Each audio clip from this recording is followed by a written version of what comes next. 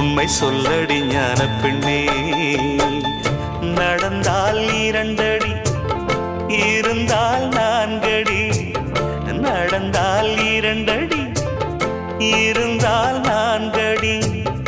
படுத்தால் 6 அடி போதும். இந்த நிலமும் அந்த வானமும் அது எல்லோர்க்கும் சொந்தம். அடி சொல்லடி ஞான பெண்ணே, உண்மை சொல்லடி ஞான